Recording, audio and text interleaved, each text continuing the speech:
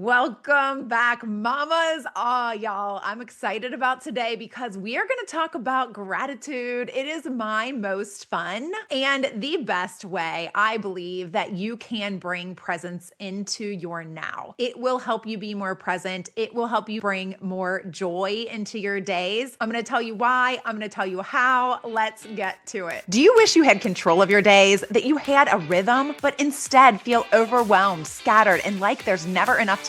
You're in the right place. I'm Danielle, a recovering workaholic, wife, and stay-at-home mom of 2 girls. I've learned how to reclaim my time and find purpose and freedom so I can be present with my kids and feel like myself again. Here, we embrace where we are, but we don't stay there. So if you're ready to trade the chaos for clarity, the guilt for grace, and the endless to-do list for aligned flow, grab the kiddos a snack and toss in that laundry because I know you're multitasking, and let's do this because your time, your purpose, and you matter. Okay, mamas, so I'm super excited to talk to you today about gratitude. You know, on Tuesday, I was talking about how to be present and how social media can hinder us from being present. And I was encouraging you to try to cut down your social media time. And this would allow you to be more present. I gave you lots of reasons why. And I said, I think I should start like a weekly check-in on this, on how to be present. And one of the most favorite ways for me, I believe, to be present is to practice gratitude. It is something that we can all do. It's something that doesn't have to take a lot of time. You don't have to put a lot of pressure on yourself. And it is something that will help you to be more present in the moment. And I'm going to read a quote from Eckhart Tolle to start us off here. And it says, "Gratitude is an essential part of being present. When you go deeply into the present, gratitude arises spontaneously." Gratitude arises spontaneously when we go deeply into the present. And if you think about it, it really will. I have talked before about my everyday gratitude book. This is like a book that I have read many quotes out of. It's not that Eckhart Tolle quote is not from here, but it might be in here somewhere. I can't remember. But this everyday gratitude book is called Inspiration for Living Life as a Gift. And we can live life as a gift more often when we are more present in our moments. And this little book gives us a lot of different gratefulness practices throughout it. It gives us tons of quotes. Like this is where my go-to for a lot of my quotes are. And then what it'll do is it lists a quote and then it gives you like a practice, like it'll list a question and it'll have you go deeper on that quote, you know? So I love the book. But one of the gratefulness practices in here is called grateful arising. Okay. And it says, pause when you first wake in the morning and rest for a few moments on the edge of your bed. Take time to notice 3 things for which you can feel grateful before anything has yet happened. Parts of your body, the air around you, sounds, dreams. Simply notice and appreciate 3 things. Then go into your day. Now, this is an amazing practice, right? But is it practical? I don't know. Depending on where you are in your stage of motherhood, this may not be that practical, right? Like sitting on the edge of your bed for just a couple of minutes. It really doesn't have to take longer than a minute to do this task of really bringing your presence into the moment and thinking of things that you can be grateful just for, like looking around you and noticing things, or, you know, what you maybe dreamt about, or just the way that you're feeling, the air, you know, all of those things. That might be something that you have the 30 to 60 seconds that it might take you to do that for. However, one of my favorite gratitude practices is actually done before bed. Now, the reason for this is because that's when I can remember, you know, if I'm in my day, I can usually remember back to my day, at least the highlights, right? Like I might not remember everything, but if you take me to tomorrow, I'm not going to remember today nearly as well, because let's just be honest, we have so many things in our brains, right? And so I like to take some time at the end of the night and before I go to sleep, practice my gratitude then. And at that point, you can list 3, 5, 10. Like you might want to start off slow and only do 3, but really thinking about things that within your day that you can be grateful for, things within the moment that you can be grateful for, or things within your day that you can look back on and actually be grateful for. I love doing this practice, and it really, like when you start to do it, it has you thinking about things throughout the day, and you'll start to notice that you might recall those later in the day. So you'll start to notice things to be grateful for in your day once you start doing a gratefulness practice. It's like this circle, right? It creates this ripple effect. When you start to practice gratitude, then you notice more things to be grateful for. I want to read another quote from Christy Nelson. This is from my gratitude book, and it says, "Let us slow down enough to truly notice all that is presenting itself to us as blessing."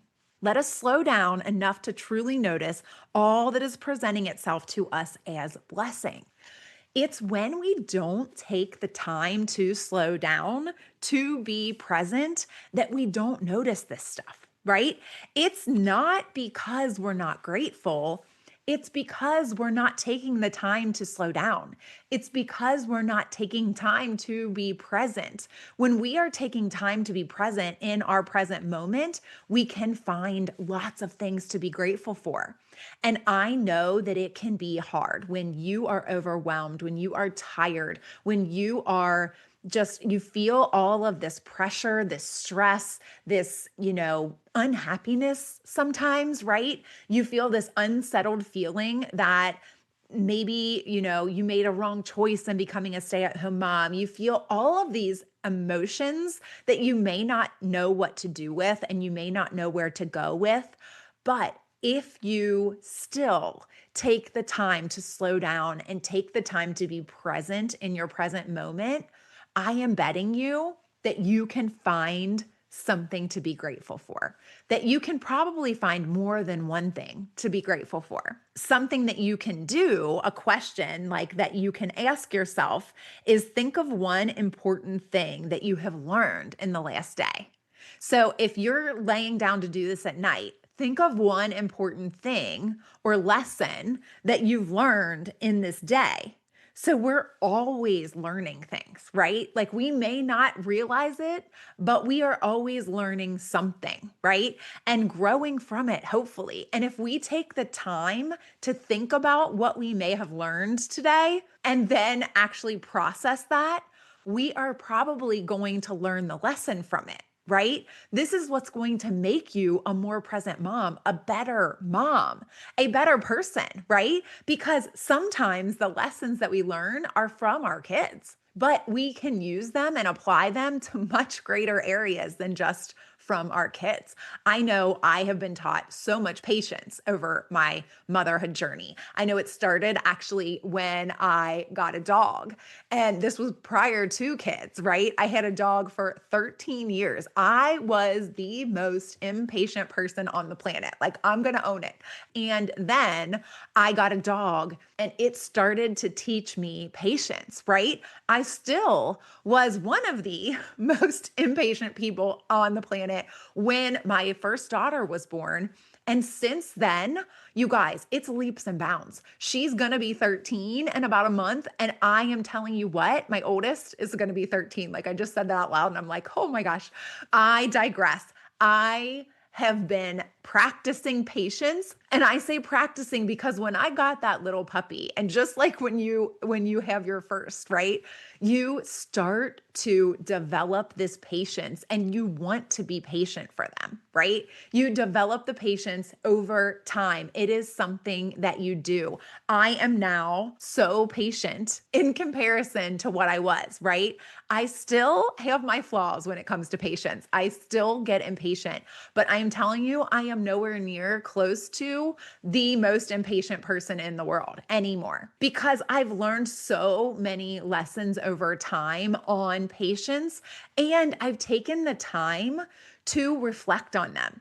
And so when we can reflect back on our day and think about something that it could be as simple as, something that you recently ate, right? Thinking about the thing that you most recently ate, whether it had been dessert or, whatever it was. And maybe you can be grateful for something that was in that. Like you can be grateful for the salt in your, salted caramel little thing. Like we got these little salted chocolate caramels from Trader Joe's, and they are dark chocolate, which is my favorite, caramel, my favorite, dark chocolate caramels from Trader Joe's. And I might just be thankful for those, but I might go deeper and think about something within that, like the salt, being thankful for salt and what salt does for us, right? You can take this to however deep you want. But what I want you to recognize is that once you start to do this, once you start to put these practices into your life, then you will notice the ripple effect, as I was mentioning earlier. It is this incredible ripple effect that will start to creep its way in, and you will notice yourself being more grateful, being more joyful, being more present, which is what this all started out with, right? How to be more present, being more present in your moments, being more present with your children and in your life, and tuning into things that bring you joy, right? And being truly grateful for them. Being truly grateful. Like, don't just list the things like, I am grateful for my children, right? No. Why are you grateful for your children? What did your children do that day to make you feel grateful, right? And I'm sure there was something, right? I'm sure there was something that they did that day that you could be grateful for. So don't keep it surface level when you start to do this. Actually do it. And I advise for the nighttime, right? The before bed one, because I know as moms, we can get so distracted in the morning, and like half the time we don't have control over when we wake up in the morning when you have littles, right? We don't have control over that. So you get pulled out of bed and you don't have a minute to sit there and think about what it is that brings you gratefulness in that first 30 seconds that you wake up, right? But you can take it. Like if you have a hard time thinking of this, I'm going to give you one more like little tip, is just notice something, whether it can be like your hands, right? Think of like, I'm going to go, actually, there's a place in this book. It's one of the gratefulness practices. It says honoring your hands. Notice your hands and fingers and think of the strength, tenderness, and initiative they hold. Think of all the extraordinary things they do for you. Pause and offer them appreciation at various active moments throughout your day. So this is something that they're telling you to do throughout your day, but I'm just saying you can actually do this. If you can't think of anything to be grateful for, like just start thinking of something and the reason that you can be grateful for it. Whether it be your hands and what they do for you, what they allow you to do, or you could say your eyes or any of these things, right? There are so many things that we could be grateful for, but I want you to soak in that practice, right? Not just to be surface level, because it will cause so much of a ripple effect in your days. So if I can just implore you to give yourself the gift of gratitude, because it truly is a gift that you will see repercussions all through your life.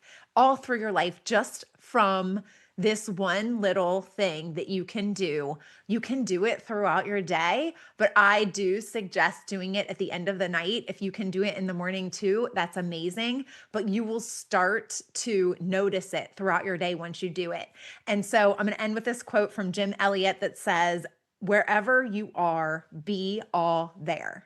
Be all there, right? That is what we want. We want this gift of gratitude that we can give ourselves. We want to be present with our kids. We want to do that for them and also for ourselves. And this is a gift, the gratitude gift, that you can give yourself and you can and will give others. Speaking of gifts, you can also give yourself a prioritization clarity call as a gift. That is just where you and I will sit down for 60 minutes.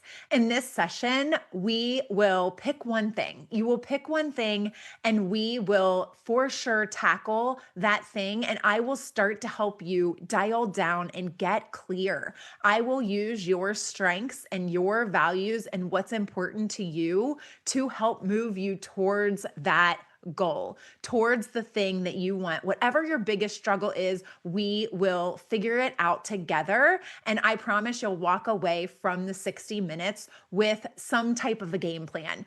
I will give you like a roadmap and a step plan to follow from there so you don't just walk away and not know what to do next, right? So I want that for you. I want you to be a more present mama. I want you to be able to enjoy your kids, but also to be able to enjoy your life as a mom, right? But also as a woman, as someone who is independent of those kids as well. So until next week, y'all, when you lay your head down tonight, I want you to think gratitude. What is it that I'm grateful for? Okay, I'll talk to you next week. I hope you enjoyed today's episode, Mama. If so, please leave a review on Apple Podcasts and then hit share and send this to a mom who needs this in her day. I'll meet you right back here next week. Keep smiling, y'all.